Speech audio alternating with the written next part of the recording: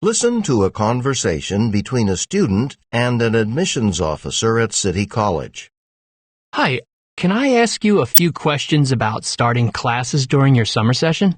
Sure, ask away. It starts next week, you know. Yeah, and I want to get some required courses out of the way so maybe I can graduate one term earlier and get out into the job market sooner. That sounds like a good idea. Let me pull up the summer school database on my computer here. Okay. Okay. There it is. What's your student ID number? Oh, well, the thing is, I'm not actually admitted here. I'll be starting school upstate at Hooper University in the fall, but I'm down here for the summer staying with my grandparents 'cause I have a summer job near here. Oh, I see. Well... So I'm out of luck? Well, you would be if you were starting anywhere but Hooper. But City College has a sort of special relationship with Hooper, a full exchange agreement. So our students can take classes at Hooper and vice versa. So if you can show me proof, your admissions letter from Hooper, then I can get you into our system here and give you an ID number. Oh, cool. So, I want to take a math course and a science course, preferably biology. And I was also hoping to get my English composition course out of the way, too. Oh, well, all three of those courses are offered in the summer, but you've got to understand that summer courses are condensed.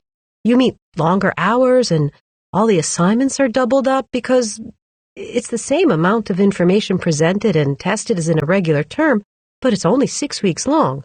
2 courses are considered full-time in summer term. Even if you weren't working, I couldn't let you register for more than that. Yeah, I was half expecting that. What about the schedule? Are classes only offered during the day? Well, during the week, we have some classes in the daytime and some at night.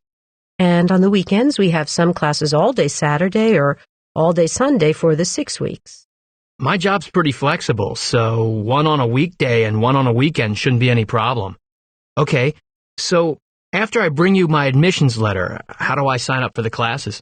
Well, as soon as your student ID number is assigned and your information is in our admission system, you can register by phone almost immediately. What about financial aid? Is it possible to get it for the summer?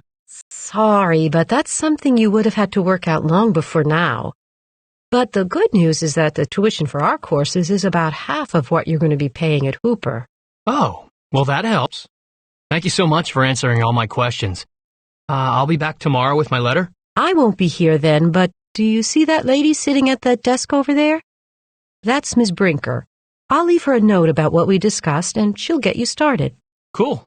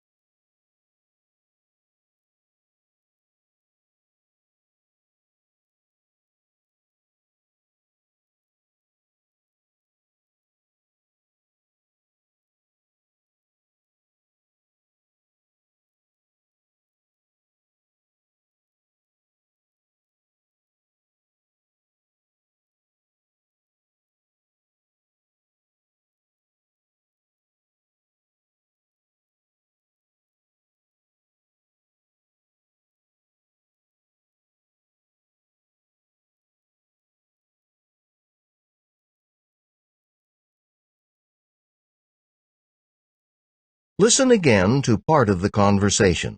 Then answer the question. So I'm out of luck? Well, you would be if you were starting anywhere but Hooper. What does the woman mean when she says this? Well, you would be if you were starting anywhere but Hooper.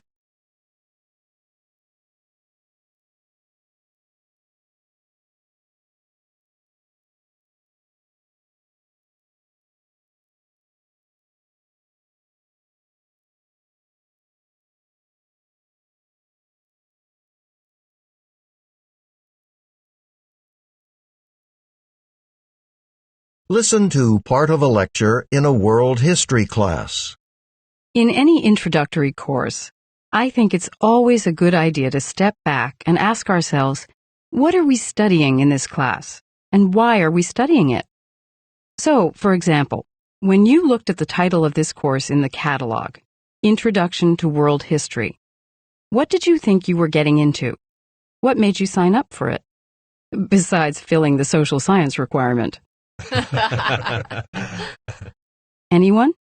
Well, just the history of everything, like starting at the beginning with, I guess, the Greeks and Romans, the Middle Ages, the Renaissance, that kind of stuff.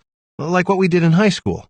Okay, now what you're describing is one approach to world history. In fact, there are several approaches, basic models or conceptual frameworks of what we study when we do history. And what you studied in high school, what I call the Western Heritage Model, this used to be the most common approach in U.S. high schools and colleges. In fact, it's the model I learned with when I was growing up back, about 100 years ago. At Middletown High School up in Maine.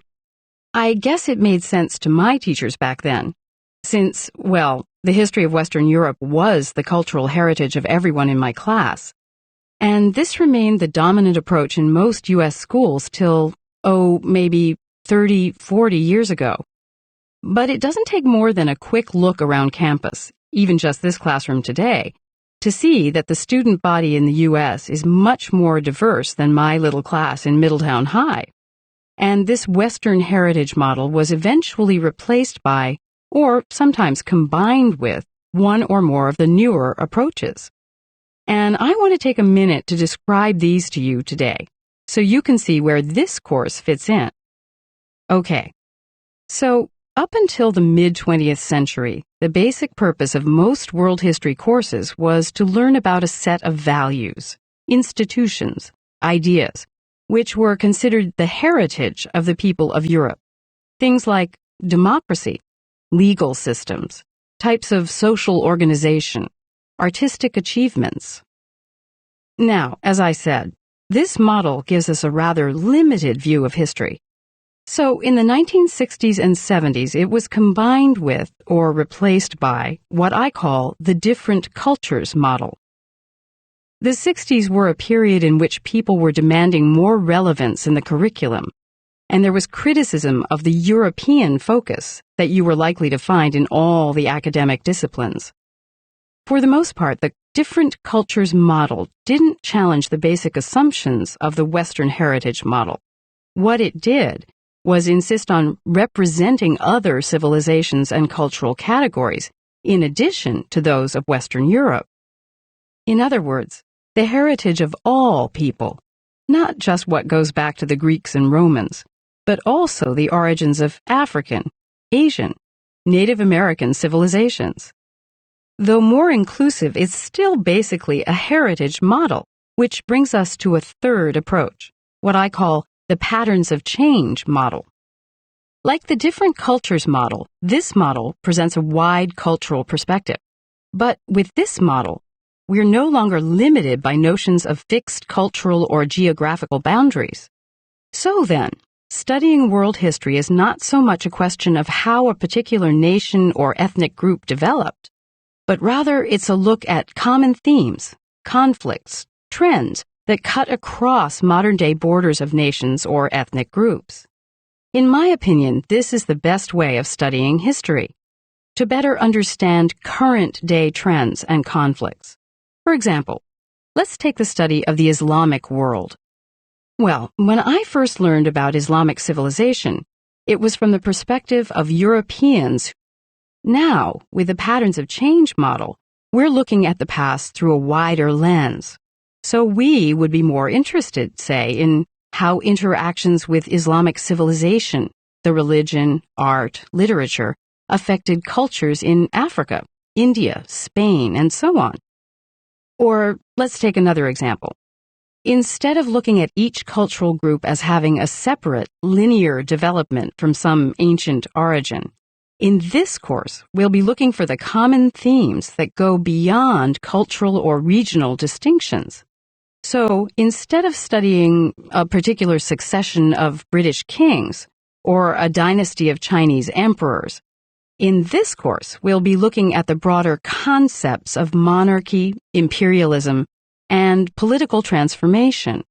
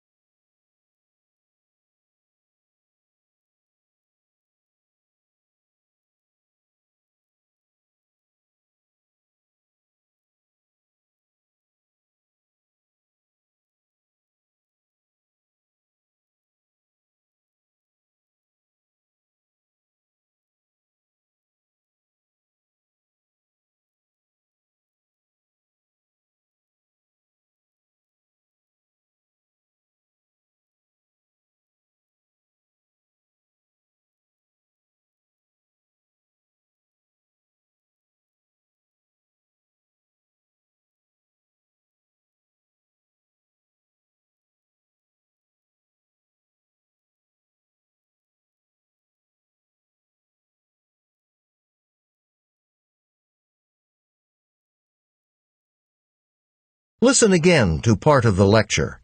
Then answer the question. So, for example, when you looked at the title of this course in the catalog, Introduction to World History, what did you think you were getting into? What made you sign up for it? Besides filling the social science requirement.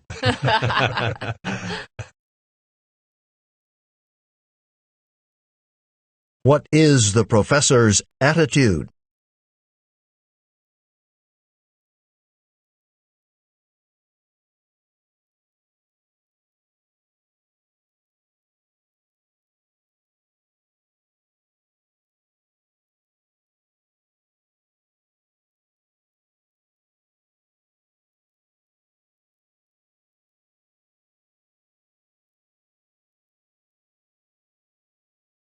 Listen to part of a lecture in an environmental science class. Okay, now let's talk about another environmental concern, soil erosion. It's a major problem all around the world. Sometimes erosion damages soil so severely that the land can no longer be cultivated, and it's just abandoned. That happened in a big way right here in the United States. Some of you have probably read the novel The Grapes of Wrath, and maybe you remember that the story took place in the 1930s during the time of what was called the Dust Bowl. Dust Bowl is a term we use to describe an ecological and human disaster that took place in the southern Great Plains region. For nearly 8 years, dust and sand blew across the area and covered everything. It was so bad, it even made breathing and eating difficult. And farmers could only look on helplessly as their crops were destroyed, and the land and their lives ruined. Now, there had always been droughts and strong winds in that region. But that was okay because the native grasses had deep roots in the ground that were able to hold the soil in place. So the wind wasn't able to, erode the soil too badly. This changed, though, between 1900 and 1930.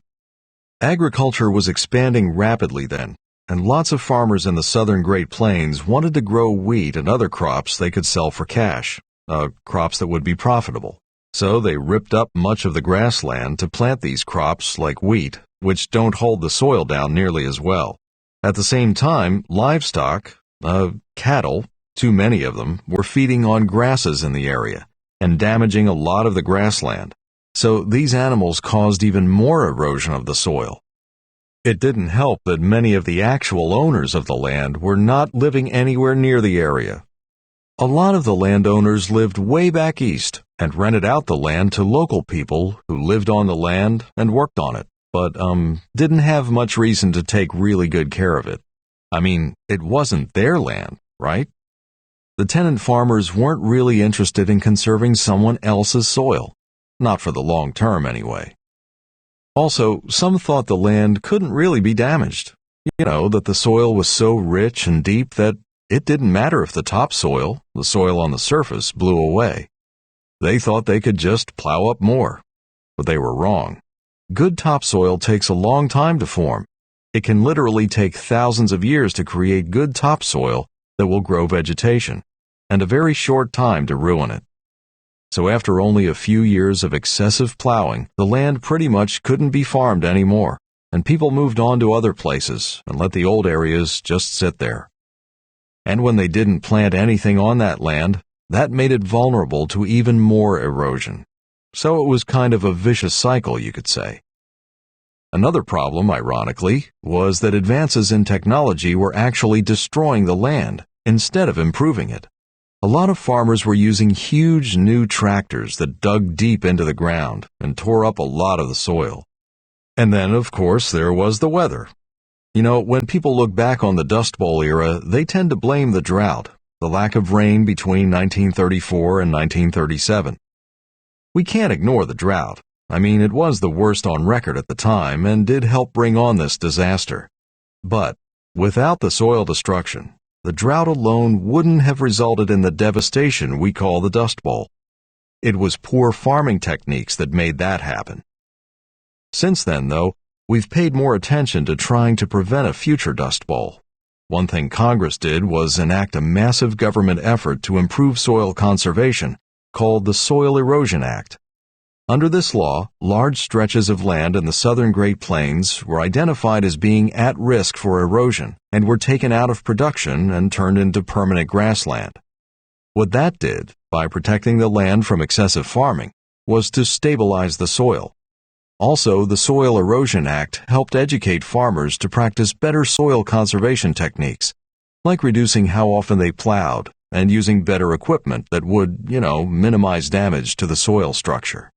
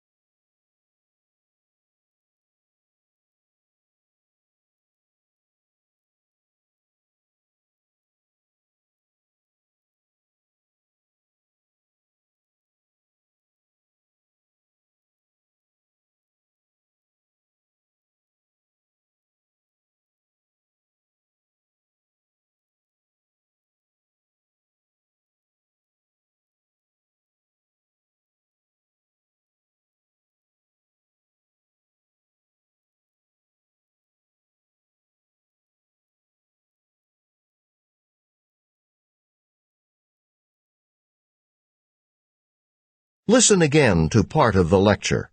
Then answer the question. A lot of the landowners lived way back east and rented out the land to local people who lived on the land and worked on it, but, didn't have much reason to take really good care of it. I mean, it wasn't their land, right? Why does the professor say this? I mean, it wasn't their land, right?